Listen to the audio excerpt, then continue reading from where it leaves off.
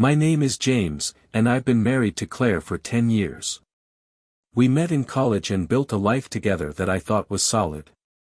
I've always been proud of our relationship, full of mutual respect, trust, and support. Or at least, that's how I saw it.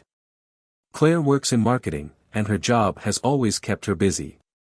Over the years, I'd gotten used to the late nights, the client dinners, and the occasional overnight stays when she had to travel for work. It was just part of her career, and I respected her dedication. But a few months ago, something changed. It started with a single business trip. Claire told me she needed to travel to Chicago for a 3-day conference. She sounded stressed when she mentioned it, saying she had a lot to prepare for and that her boss was putting pressure on her. I didn't think much of it at the time. I kissed her goodbye at the airport and wished her good luck.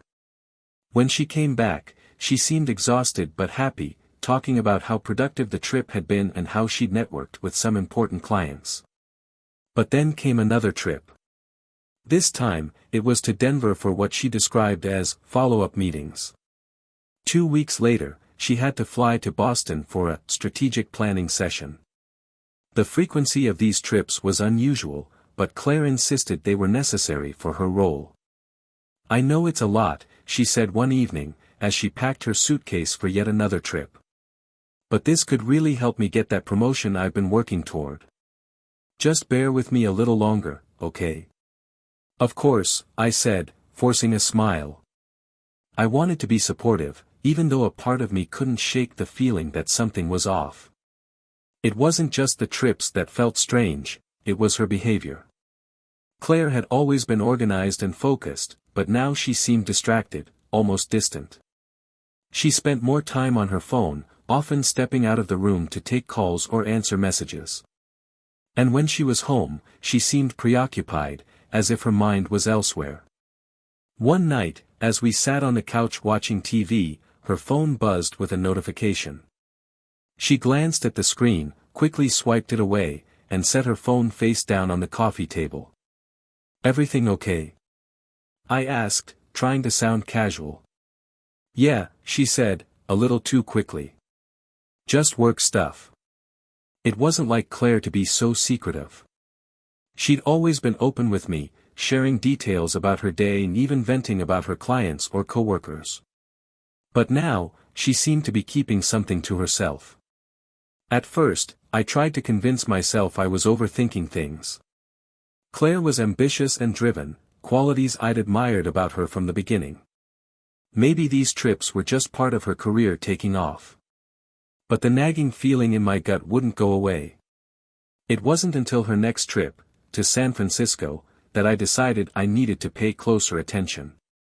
When Claire told me she had to go to San Francisco for a high-priority client meeting, something about the way she said it didn't sit right with me. Her tone was rushed, almost rehearsed, as if she were trying to convince herself as much as she was trying to convince me. "Just a couple of days," she said, folding clothes into her suitcase. "I'll be back before you know it." I nodded, but my gut told me there was more to the story. The morning she left, I dropped her off at the airport. She kissed me on the cheek, her goodbye warm but hurried. As I watched her walk away, dragging her carry-on behind her, the uneasiness I'd been feeling for weeks settled into something more concrete. Something was wrong. That evening, I sat in the quiet of our home, replaying the past few weeks in my mind. The trips, the secrecy, the way she always seemed preoccupied, it all felt like puzzle pieces that didn't quite fit together. I grabbed my phone and opened her Instagram account, scrolling through her posts. Claire wasn't one to overshare on social media, but she occasionally posted pictures from her trips, landmarks, meals, hotel views. There were a few from her recent trips, all perfectly curated. A photo of a fancy dinner captioned, "Client dinner success." A shot of a city skyline with the text, "Late night, early flight." To anyone else, these posts would seem harmless. But to me, they felt staged. Like she was trying too hard to paint a picture of her work life. I clicked on the photos to check the tags and comments. Nothing unusual there, just coworkers and friends liking the posts and leaving generic comments. Still, I couldn't shake the feeling that there was something I was missing. The next day, I decided to call her at lunchtime, hoping to catch her during a free moment.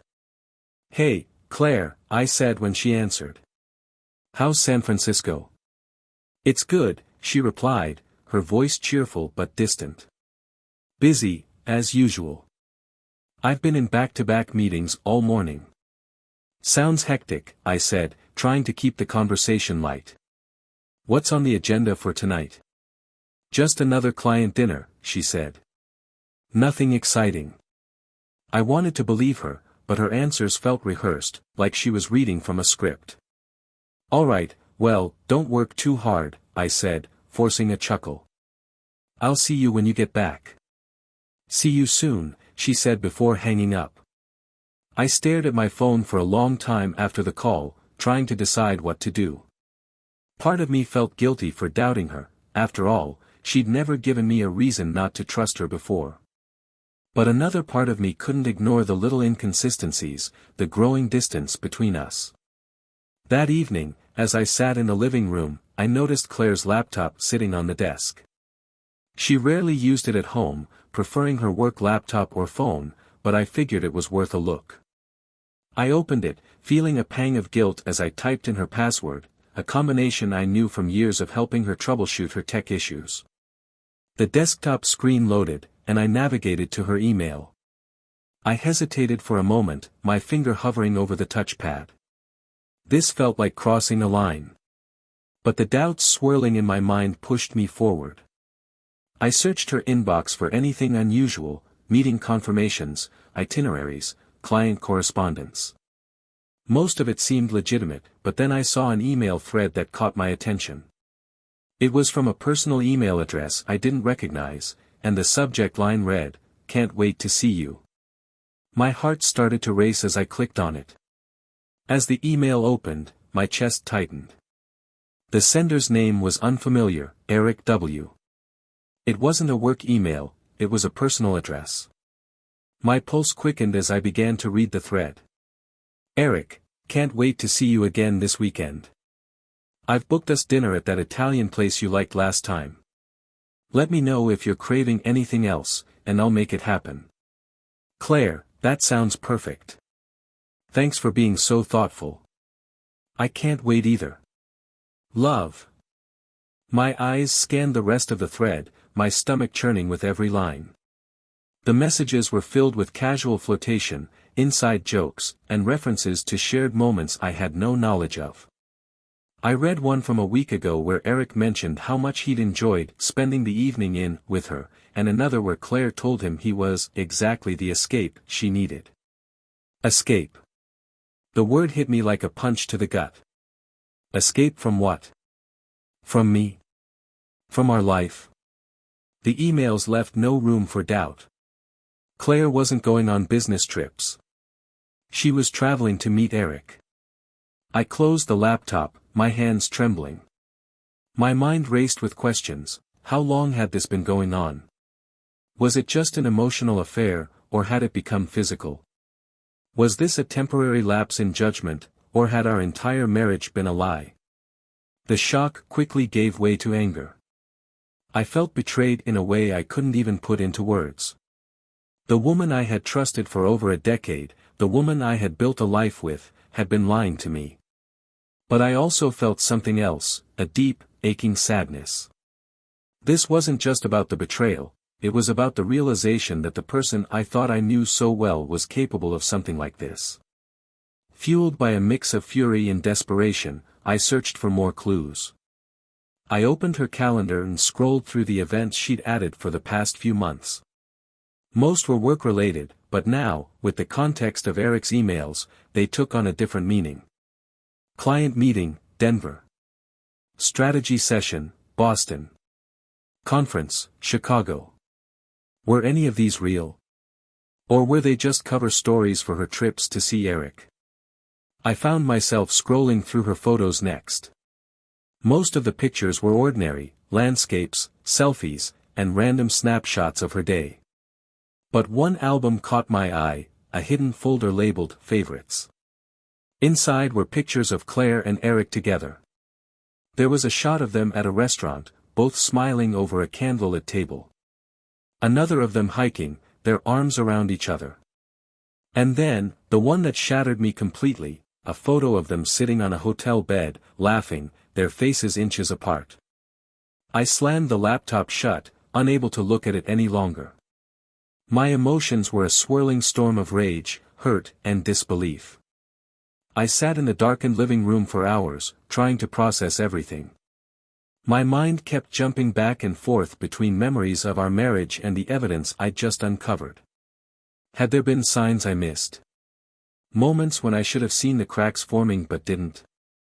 I thought back to all the times Claire had reassured me that these trips were for work, how she'd kissed me goodbye with a smile, how she'd acted like everything was perfectly normal. It was all a lie. By the time the sun rose, I knew what I had to do. Claire would be coming home that evening, and I needed answers. No more pretending, no more excuses, I was going to confront her. I wasn't sure how the conversation would go, or if I was ready to hear what she had to say. But one thing was certain, the life we had before was over. The hours leading up to Claire's return felt excruciatingly slow. My emotions swung between anger and sadness, disbelief and grim determination. I knew I had to confront her, but the thought of actually saying the words, of bringing her lies into the open, was daunting. By the time her flight landed, I was sitting at the kitchen table, the laptop closed but within reach, my mind rehearsing every possible scenario. Would she deny it? Would she break down and confess? And, most importantly, would I even believe her? When I heard the sound of her key in the door, my heart began to race. I watched as she walked in, her suitcase rolling behind her, a tired but contented smile on her face. "Hey, honey," she said, setting her bag down and kicking off her shoes. "You won't believe how crazy this trip was." I barely had a minute to myself. I didn't respond right away, just stared at her, taking in the sight of the woman I'd loved for years, now a stranger to me. "James?" she asked, noticing my expression. "Are you okay?" "I think we need to talk," I said, my voice steady but cold. Her brow furrowed, and she pulled out a chair to sit across from me. "What's wrong?" I reached for the laptop, opening it and navigating to the email thread with Eric. I turned the screen toward her, watching as the color drained from her face. "Care to explain this?" I asked, my tone sharp. For a moment, she just stared at the screen, her mouth opening and closing as if searching for the right words. Finally, she looked up at me, her eyes wide with panic. "James, Don't," I interrupted, my voice rising. "Don't lie to me, Claire. I've read the emails. I've seen the photos. I know you've been meeting him during your so-called business trips." Her face crumpled, and she buried her head in her hands. "I'm so sorry," she whispered, her voice muffled. "Sorry?" I shot back, my anger boiling over. "You're sorry? Do you have any idea what you've done? How long has this been going on?" She lifted her head, tears streaming down her face. "A few months," she admitted. "It started when we reconnected at a conference. I didn't plan for it to happen, James, I swear. It just spiraled out of control." "Spiraled out of control?" I repeated, incredulous. "You lied to me, Claire. You lied to my face over and over again while you were sneaking around with him. Do you even care about what this has done to me? To us?" "Of course I care," she cried. "I love you, James. I never stopped loving you." "Love?" I said, shaking my head. "You don't do this to someone you love." For a moment, neither of us spoke. The air between us felt heavy, suffocating. I could see the guilt in her eyes, but it did little to soften the rage I felt. "Why, Claire?" I finally asked. "Why him? Why now?" She took a deep, shaky breath. I don't know, she said, her voice trembling. I think I felt stuck. Like we were stuck. Work was stressful, and I felt like we were drifting apart. When Eric showed up, he made me feel seen. Like I mattered again. Seen. I echoed bitterly. So what? I didn't make you feel that way. All the years we've been together, and you couldn't come to me to tell me how you felt. Instead, you ran to someone else. I know I should have, she said, her voice breaking. I know I should have talked to you. But I was scared. Scared that if I told you how I felt, it wouldn't change anything. That we'd still be stuck in the same rut. Her words stung, but they also gave me a grim sense of clarity. She hadn't just betrayed me, she'd given up on us without even trying to fix what was wrong. I stood up from the table, unable to sit still any longer. I need some air, I said, my voice flat. James, please, she said, standing up too. Don't walk away.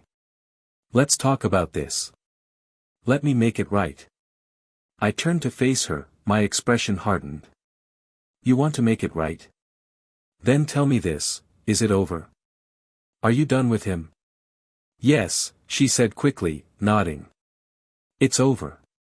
I'll never see him again. I'll do whatever it takes to fix this. Please, James, just give me a chance. I stared at her, searching for any sign of deception. She looked desperate, broken even. But could I trust her? Could I believe that she was truly willing to let go of Eric and rebuild what she'd broken? I don't know if I can do this, Claire, I said finally, my voice barely above a whisper. I don't know if I can forgive you. Her face crumpled, and she stepped closer, reaching for my hand. Please don't give up on us, she said. I know I don't deserve it, but I'll do anything to prove to you that I'm sorry. Anything. I pulled my hand away, the weight of her betrayal still too fresh. I need time, I said. I need to figure out if there's anything left to save. Without waiting for her response, I walked out the door, leaving her standing in the kitchen, her tears echoing in my mind. I drove aimlessly for hours that night, the city lights blurring past as my thoughts churned. I kept replaying Claire's words in my head, her tearful apologies and her explanation about feeling stuck. None of it made sense to me. If she felt unhappy, why didn't she tell me? Why didn't we try to fix things together? The memory of her emails with Eric cut through my mind like a knife. The casual intimacy between them, the plans they'd made, it felt like a betrayal not just of our marriage but of the life we'd built together. By the time I parked at a quiet overlook outside the city, I felt emotionally drained. I sat there for what felt like hours, staring at the skyline, trying to make sense of my feelings. Anger, sadness, confusion, they all fought for space in my heart. I thought about the good times Claire and I had shared over the years. The vacations, the late-night talks, the way we used to laugh until our sides hurt. I wanted to believe that the woman I'd fallen in love with was still in there somewhere. But the trust we'd built, the foundation of our relationship, felt irreparably cracked. The next morning, after a restless night spent on the couch, I decided to call someone I trusted, my best friend, Mark. Mark and I had been close since college, and he'd always been the guy I turned to when life got complicated. I hesitated for a moment, unsure if I wanted to share the mess my life had become, but I needed an outside perspective. Hey, James, Mark said when he picked up. What's up? You sound off. I sighed, the weight of the situation pressing down on me. Can we meet up? I need to talk. Of course, he said without hesitation. Coffee shop or my place? Your place, I said. This isn't a public conversation. An hour later, I was sitting on Mark's couch, spilling everything. I told him about Claire's frequent trips, the emails, and the confrontation. He listened intently, his expression shifting between concern and disbelief. Man, I'm so sorry you're dealing with this, he said when I finished. That's a lot. Yeah, I said, running a hand through my hair. I just don't know what to do. Part of me wants to walk away, but another part of me feels like I owe it to our marriage to try. Mark leaned back, his brow furrowed in thought. Look, only you can decide if this is something you can work through. But whatever you do, don't rush it. Take the time you need to figure out what's best for you. I nodded, grateful for his level-headed advice. Thanks, Mark. I didn't see this coming. I thought we were solid, you know. Yeah, but even solid things can crack if there's enough pressure, he said. The question is, can you repair it, or is it too far gone? His words stuck with me as I left his place. The truth was, I didn't have an answer yet. When I got home that evening, the house felt eerily quiet. Claire was sitting at the kitchen table, a cup of tea in her hands. She looked up when I walked in, her face etched with worry and sadness. "Hi," she said softly. "Hi," I replied, setting my keys on the counter. Did you decide anything?" she asked, her voice tentative. I shook my head. "Not yet. I'm still trying to figure out what I want." She nodded, tears welling up in her eyes. "I'll give you as much time as you need. Just, please don't shut me out completely." Her plea hung in the air, and for a moment, I felt a flicker of the connection we used to share. But the pain of her betrayal was still too fresh, too raw. "I need space, Claire," I said finally. "I'll let you know when I'm ready to talk more." She nodded again, her expression a mix of sorrow and understanding. As I headed upstairs to the guest room, I couldn't help but wonder if time and space would be enough to heal what had been broken, or if some wounds were simply too deep to mend. The next few days passed in a haze of tension and silence. Claire kept her distance, giving me the space I'd asked for, but I could feel her presence everywhere, in the creak of the floorboards, the sound of her footsteps, and the faint scent of her perfume lingering in the hallway. I was desperate for answers, but I didn't know where to begin. Part of me wanted to confront Eric directly, to demand the truth from the man who had inserted himself into my marriage. But I knew that wouldn't give me what I truly needed, an understanding of why this had happened and whether there was anything left to salvage. Then, on a restless Friday night, I got an idea. I remembered the email thread between Claire and Eric, specifically a line where Eric had mentioned that Italian place you liked last time. I pulled out my laptop and opened the emails again, scanning them for more details. Sure enough, there were references to specific places, restaurants, hotels, even a hiking trail. With a mix of hesitation and determination, I started researching. I began by looking up the restaurant Eric had mentioned, a small Italian bistro in San Francisco. It didn't take long to find it online. Scrolling through the photos of the cozy dining room and the candlelit tables made my stomach churn. I imagined Claire sitting there with him, laughing and smiling, as if I didn't exist. But it was the reviews that caught my attention. Buried among the glowing comments about the food and ambience was a single, offhand remark. "Saw a cute couple here last week, a tall guy with dark hair and a blonde woman. Looked like they were having a romantic dinner. 5 stars for the vibe." My heart raced. Claire wasn't blonde, but she often highlighted her hair, and under the right lighting, it could appear lighter. Was this comment about her and Eric? I kept digging, searching for any trace of their time together. I looked up the hotels she'd stayed at during her business trips, cross-referencing dates and locations. Most of it seemed ordinary, but then I found a receipt in her email for a boutique hotel in Denver, a place she'd never mentioned. The receipt was for a single night, during a trip she'd claimed was for a multi-day conference. A single night. Fueled by a mix of anger and curiosity, I searched her laptop again. This time, I checked her browsing history, a trail she hadn't thought to erase. Among the usual sites for work and social media was something that made my blood run cold, a local jewelry store. She had visited the site several weeks ago, specifically looking at men's watches. My mind raced with possibilities. Had she bought something for Eric? Was this a token of their relationship, a gift to solidify whatever they had together? I checked her credit card statements and found the purchase, made during her Boston trip. It wasn't a conference expense, it was something personal. The final piece came when I stumbled across an archived folder in her email labeled Work Stuff. Inside was a single photo, a candid shot of Claire and Eric at what appeared to be a rooftop bar. Her arm was around his waist, his hand resting on her shoulder. They looked happy, like a couple with no secrets weighing them down. The date on the photo coincided with the night she told me she was at a team dinner. Armed with this new information, I felt my resolve harden. When Claire came home that evening, I was waiting for her at the kitchen table, the laptop open in front of me. "Hey," she said cautiously, sensing my mood. "Sit down," I said, my voice cold. She obeyed, her eyes darting between me and the laptop. "What's going on?" I didn't answer right away. Instead, I opened the photo from her email and turned the screen toward her. "Explain this," I said. Her face went pale as she looked at the image.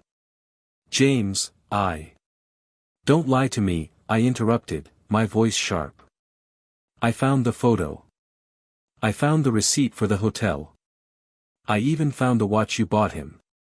So don't even think about making excuses." Her mouth opened, then closed, as if she didn't know where to start. "I didn't mean for you to find out like this," she said finally, her voice trembling. "Didn't mean for me to find out." I repeated, my anger boiling over. "What exactly were you planning, Claire? To keep lying to me until you got bored with him? Or were you planning to leave me altogether?" Her silence was deafening. "What hurts the most," I said, my voice breaking, "is that you didn't just betray me. You planned it. Every trip, every lie, you put so much effort into hiding it. Why?" "I don't know," she whispered, tears streaming down her face. "I was confused, James. I was unhappy, and I didn't know how to fix it. Eric made me feel alive again, and I let it get out of hand." "Out of hand?" I said, laughing bitterly. "This wasn't an accident, Claire. This was deliberate. You made choices every step of the way, and now you expect me to believe you're sorry." Her tears flowed harder, but I didn't feel any sympathy. For the first time, I realized just how deep her betrayal ran. And then she said something I wasn't prepared for. "It wasn't just me, James," she whispered, her voice barely audible. "What are you talking about?" I asked, my anger giving way to confusion. "Eric," she began, hesitating. "He knew about us. About our marriage. And he didn't care. He wanted me to leave you." Her words sent a chill down my spine. This wasn't just an affair. Eric had been actively trying to dismantle my marriage, pushing Claire further and further away from me. And suddenly, I realized, this wasn't just between Claire and me anymore. Claire's admission that Eric had actively tried to come between us changed everything. My anger toward her remained, but now it was layered with a deep, simmering resentment toward a man I'd never met, a man who had inserted himself into my marriage, knowing full well what he was doing. "What do you mean, he wanted you to leave me?" I asked, my voice tight with barely contained rage. Claire hesitated, looking down at her hands. "He kept saying I deserved better," she said, her voice trembling. "That I shouldn't stay in a marriage where I felt stuck.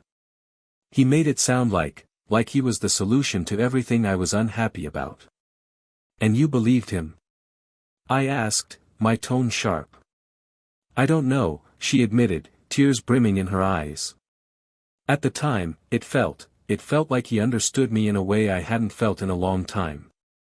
But now, looking back, I realize he was just telling me what I wanted to hear." Her words didn't soften my anger, they only fueled it. Eric hadn't just been a passive participant in her betrayal. He'd actively manipulated her, feeding into her doubts and driving a wedge between us. "What else did he say?" I demanded. Claire hesitated, as if debating whether to tell me the truth. He said that you didn't appreciate me, she admitted. That you were too focused on your work to notice how unhappy I was. He made me feel like I deserved more. Her words stung, but they also gave me a grim sense of clarity. Eric had used her vulnerabilities against her, turning her dissatisfaction with our marriage into an opportunity for himself. That night, as Claire retreated to the guest room, I sat alone in the living room, staring at my phone. I had Eric's email address, but no direct way to contact him. Part of me wanted to let it go, to focus on Claire and what remained of our marriage. But another part of me, the angrier, more impulsive part, needed to confront him.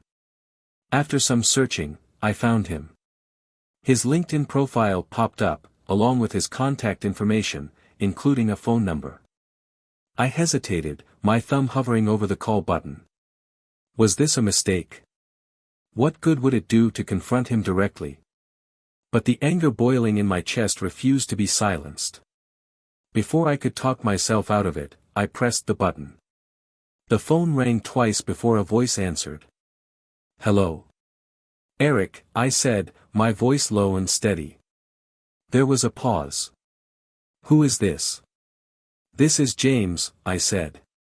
Claire's husband. The silence on the other end was deafening. I don't know what you're talking about, he said finally, though his voice lacked conviction. Don't lie to me, I snapped. I know everything. The emails, the hotel stays, the dinner dates. I know you've been trying to destroy my marriage. He didn't respond right away, but when he did, his tone was calm, almost smug. Look, man, I didn't force Claire to do anything. If she was unhappy with you, that's not my fault. His words hit like a punch to the gut, but they only fueled my fury. You knew she was married, I said through gritted teeth. And you still pursued her. You're a coward. I'm not the one who couldn't keep his wife happy, he shot back. The line went dead before I could respond. When I told Claire about the call the next morning, she looked horrified. You called him? She asked, her voice shaking. Yes, I said firmly. I needed to hear it from him. And you know what he said? He blamed me. He said you wouldn't have strayed if I'd been a better husband. Her face crumpled, and she buried her head in her hands. I'm so sorry, she whispered. I never should have let him get into my head. I let myself believe his lies because it was easier than facing the truth. What truth? I asked, my tone sharp. That I was the problem, she said, her voice breaking. That I was unhappy, but instead of working through it with you, I took the easy way out. I let Eric tell me what I wanted to hear because it made me feel better about what I was doing. But he was wrong, James. You were never the problem. I was. Her admission caught me off guard, and for the first time, I saw genuine remorse in her eyes. As much as I hated Eric, I couldn't ignore the fact that Claire had made her own choices. She'd let herself be influenced by a man who didn't care about the consequences of his actions, but she'd also been complicit in her betrayal. You let him manipulate you, I said quietly. And now, I'm supposed to pick up the pieces of what you broke. I know, she said, her voice trembling. And I don't expect you to forgive me. But I'm asking for a chance to prove that I can do better, that I can be the wife you deserve. Her words hung in the air, and for the first time, I felt a flicker of hope, not for what we had, but for what we might still be able to rebuild. The fallout from my call to Eric left an even thicker tension in the house. Claire seemed rattled, walking on eggshells around me, while I vacillated between anger and exhaustion. Confronting Eric had given me no closure, if anything, it made things worse. He'd been smug and unapologetic, refusing to take any responsibility for his role in my wife's betrayal. But it wasn't just Eric I was angry at, it was Claire. As much as I wanted to place all the blame on him, the truth was that she had let him in. She had allowed him to chip away at the foundation of our marriage until it crumbled. I spent the next few days avoiding her as much as possible. I couldn't bring myself to have another heavy conversation, not yet. But the silence between us was suffocating, and I knew we couldn't go on like this. One evening, as I was sitting in the living room scrolling aimlessly through my phone, Claire approached me with a piece of paper in her hand. "What's that?" I asked, eyeing her warily. "It's a letter," she said, her voice tentative. "I wrote it for you." I've been trying to find the right words to explain how I feel, and this was the only way I could think to do it. I hesitated, unsure if I even wanted to read it. "Why not just say it to me?" "Because I'm afraid I'll mess it up," she admitted, her voice trembling. "Please, just, read it when you're ready." She placed the letter on the coffee table and walked away, leaving me alone with my thoughts. I stared at the folded paper for what felt like an eternity, debating whether or not to open it. Part of me didn't want to hear what she had to say. But another part, the part that still cared, needed to know. Finally, I picked it up and unfolded it. The letter. The letter was long, handwritten in Claire's neat, looping script. "Dear James. I don't even know where to begin. I feel like I've already said so much, but none of it has been enough to express how sorry I am for what I've done to you, to us. I made choices that I can't take back, choices that hurt you in ways I can't even imagine. I betrayed your trust, and I'll never forgive myself for that. When I first met Eric, I was in a dark place. I didn't even realize it at the time, but I was unhappy with work, with myself, and yes, with our marriage. But instead of talking to you, instead of trying to fix what was wrong, I ran. I let Eric become a distraction, a way to escape the things I didn't want to face. And in doing so, I betrayed the person who has always been there for me. I know I've hurt you in ways I may never be able to fix. But I need you to know that I regret everything I did. Eric wasn't worth it, he was never worth it. You're the one I love, James.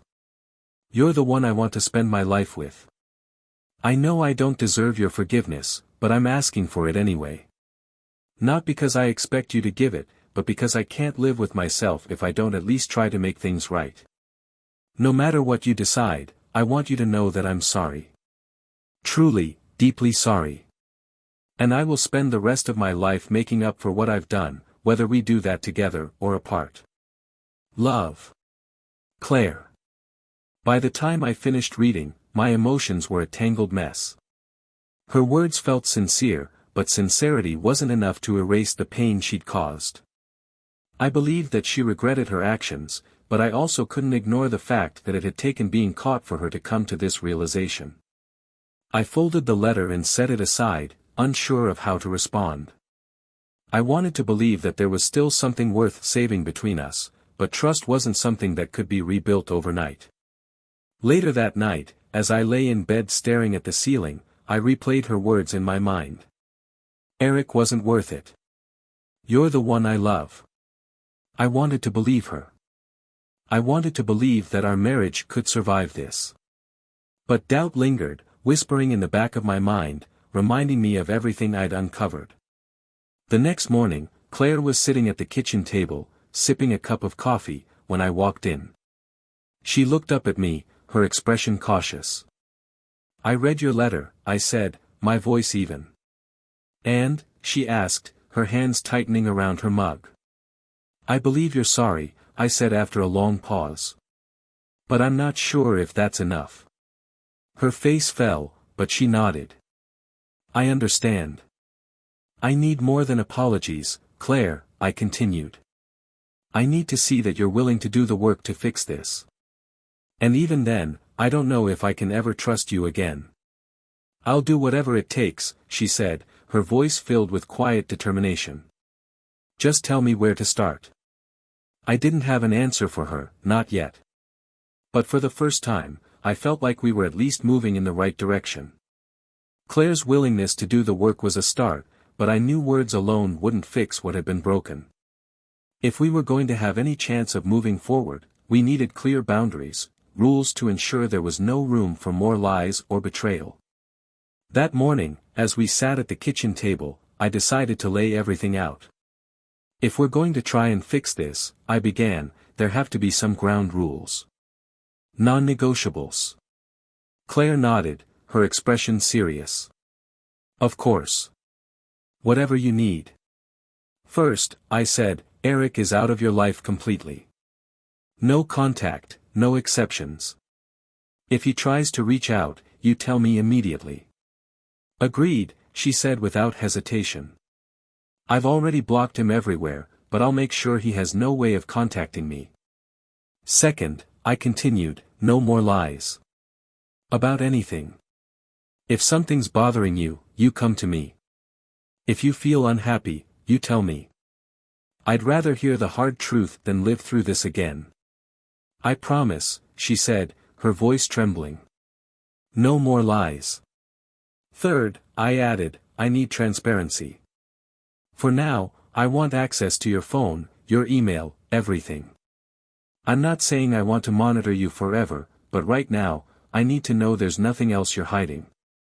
Her face paled slightly, but she nodded. Okay. I understand. Her agreement to my terms felt like a small victory, but it didn't erase the underlying doubt in my mind.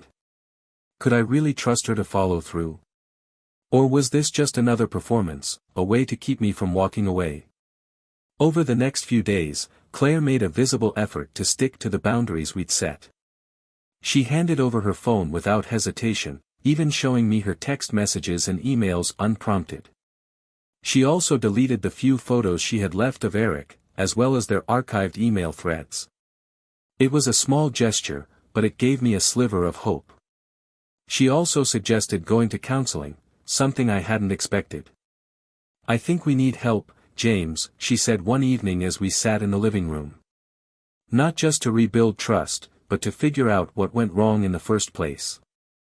I don't want to make excuses for what I did, but I want to understand why I let it happen so we can prevent it from happening again.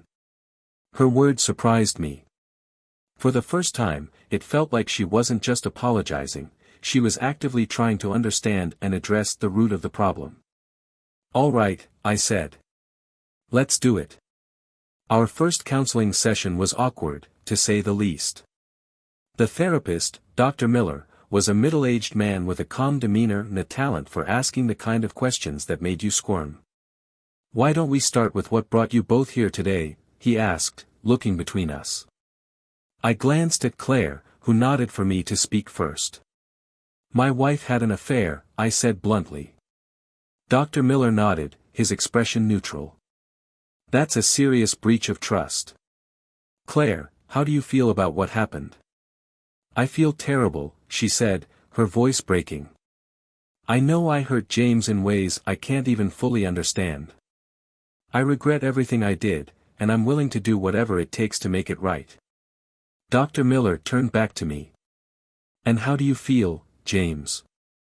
Angry, I admitted. Betrayed. Confused. I keep wondering how we got here. If there was something I missed, something I could have done differently to prevent this. That's a common reaction, Dr. Miller said. But it's important to remember that Claire's actions were her choice. While it's natural to look inward, the responsibility for her decisions rests with her. His words were both comforting and unsettling. On one hand, it was a relief to hear that this wasn't entirely my fault. But on the other, it highlighted just how much of the burden was on Claire to make amends. As the session went on, we dug deeper into the issues that had been simmering beneath the surface of our marriage. Claire admitted that she had felt unappreciated and disconnected, but she also acknowledged that she had never communicated those feelings to me. I should have talked to you, she said, tears streaming down her face. I should have told you how I was feeling instead of running to someone else. I can't fix what I don't know about, I replied. You shut me out, Claire. You made me think everything was fine when it wasn't. Dr. Miller intervened, helping us navigate the emotional minefield of blame and accountability. By the end of the session, I felt emotionally drained but also cautiously optimistic. For the first time, it felt like we were beginning to address the deeper issues that had led to this point. That night, as we sat together in the living room, Claire reached for my hand. I hesitated for a moment before letting her take it. "Thank you for giving this a chance," she said softly. "I'm not doing this for you," I replied. "I'm doing it for us. Because I don't want to throw away 10 years without trying." Her eyes filled with tears, but she nodded. "I'll do whatever it takes, James. I promise." Her words felt sincere, but I knew actions would speak louder than promises. Only time would tell if we could rebuild what had been broken. The weeks following Claire's confession were a mix of tentative hope and lingering resentment. While she seemed earnest in her efforts to rebuild our marriage, attending counseling, opening up about her feelings, and sticking to the boundaries we'd set, I couldn't shake the nagging feeling that something wasn't right. Maybe it was the way she avoided eye contact when certain topics came up, or how she occasionally seemed distant, as if her mind were elsewhere. I told myself I was being paranoid, that rebuilding trust would take time. But my gut wouldn't let it go. One evening, while Claire was in the shower, I noticed her phone sitting on the nightstand. She'd been diligent about showing me her messages and emails, but something told me to check again. I hesitated, my stomach twisting with guilt. But curiosity and doubt won out. I unlocked her phone and opened her text messages. At first, everything seemed normal, messages with friends, family, and coworkers. But then I saw it, an unsaved number near the top of the list. The most recent message was just 2 words. "Call me." My heart began to race as I opened the thread. The messages were brief, almost cryptic, but the implications were clear. "Unknown number, I miss you. Claire, I can't talk right now. Unknown number, can we meet one last time? Claire, not a good idea. Not a good idea." She hadn't said no. A surge of anger and betrayal washed over me as I stared at the messages. After everything we'd been through, after her tearful confessions, her promises to cut all ties, her vows to rebuild our trust, she was still in contact with someone. I scrolled up, desperate for more context, and that's when I saw his name, Eric. When Claire came out of the bathroom, her hair wrapped in a towel, I was sitting on the edge of the bed, her phone in my hand. "James," she said, her voice uncertain. I held up the phone, the message thread still open. "Care to explain this?" Her face went pale. "James, I can." "Don't," I snapped, cutting her off. "Don't tell me you can explain. Don't tell me this is nothing. You lied to me, Claire." Again. Tears welled up in her eyes, but they only fueled my anger. "I trusted you," I said, my voice trembling with rage. "I gave you another chance. I let myself believe that you were sorry, that you wanted to fix this. And the whole time, you were still talking to him." "It wasn't like that," she said, her voice breaking. "He reached out to me. I didn't respond." "You didn't respond?" I repeated, my voice rising. "You didn't shut him down either. You didn't block him. You left the door open, Claire. After everything, you left the door open." Her tears fell freely now, but I felt no sympathy. I felt hollow, like every ounce of love and trust I'd tried to rebuild had been drained away. "I didn't mean to hurt you," she said, her voice barely audible. I laughed bitterly. "That's the thing, Claire. You didn't mean to hurt me, but you did. Over and over again. And I can't do this anymore." "What are you saying?" she asked, panic flashing in her eyes. "I'm saying it's over," I said, my voice firm. "I'm done." Walking out of that house for the last time was surreal.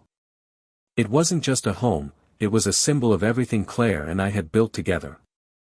Every corner held memories, laughter from lazy Sunday mornings, the smell of her cooking in the kitchen, the warmth of her hand in mine as we watched movies on the couch.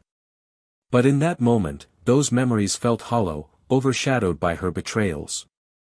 I packed my bag methodically, avoiding her tearful gaze as she stood silently in the doorway. Her voice broke through the tense air as I zipped the bag shut. "James, please don't do this. We can still fix this. I'll block him, I'll do anything, just don't leave. I turned to her, feeling a strange mix of sadness and finality. It's too late, Claire. You had your chance, and you chose him. I can't keep living like this, questioning everything you say, wondering if you're still lying. I'm done. She sobbed, but I didn't stay to comfort her. I couldn't. Comforting her in that moment would have felt like betraying myself. I walked out the door, each step heavier than the last, and as I drove away, I didn't look back. The silence in the car was deafening. My chest felt tight, my throat burned, but I refused to cry. I wouldn't give her that part of me anymore. The first few weeks on my own were a blur. I moved into a small one-bedroom apartment, a far cry from the life Claire and I had shared. The emptiness was both freeing and suffocating.